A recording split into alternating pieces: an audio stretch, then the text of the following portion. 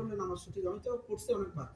তো পরে তাকে বিস্তারিত দেখা দিয়েছে যে সুন্দর করে রুকু করবা, সুন্দর করে সেজদা করবা, খুশুর সাথে নামাজ আদায় করবা, ইতমিনানের সাথে রুকু সেজদা করবা, তাড়াহুড়া করবা না। আমাদের নামাজগুলোর যাতে করে একটা রূহ হয়, নামাজ পড়ে যাতে করে আল্লাহর সাথে আমরা সম্পর্ক করতেছি, এই জন্য নামাজগুলোকে আমরা যথাযথভাবে আদায় করার চেষ্টা করি। প্রিয় ভাইরা, তারপর হচ্ছে যে আজকে আমার বিষয়বস্তু হচ্ছে যে আমরা তো আলহামদুলিল্লাহ আল্লাহ তাআলার রিজিক আমাদের উপর অনেক অপুরন্ত। আল্লাহ তাআলার রিজিকের কোনো শেষ নেই। রমজানে আল্লাহ তাআলা বলছে আরো রিজিক বাড়াই দিবে বান্দাদেরকে, এটা বাস্তবতা।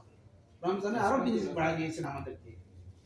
তো রিজিক বলতে আমরা সাধারণত বুঝি যে শুধু খাবার দাবার এগুলো রিজিক।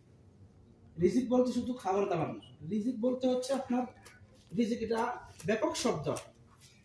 আপনার সুস্থতা থাকা এটাও রিজিক, ভালো সন্তান দেওয়া এটাও রিজিক, তারপরে হচ্ছে খাবার দাবার এটাও রিজিক, 5 ওয়াক্ত নামাজ ভালোভাবে পড়তে পারা সবকিছু আল্লাহ তাআলার একটা রিজিক আপনাকে দান করেছে। রোজা রাখা সবকিছু রিজিক। রিজিকের মধ্যে একটা হচ্ছে খাবার। আমরা এই খাবারের প্রভাব আমাদের শরীরের উপরে অনেক প্রভাব রয়েছে। আপনি কি খাবার খাচ্ছেন, কোন ধরনের খানা খাচ্ছেন, এটার উপর শরীরে অনেক প্রভাব আছে।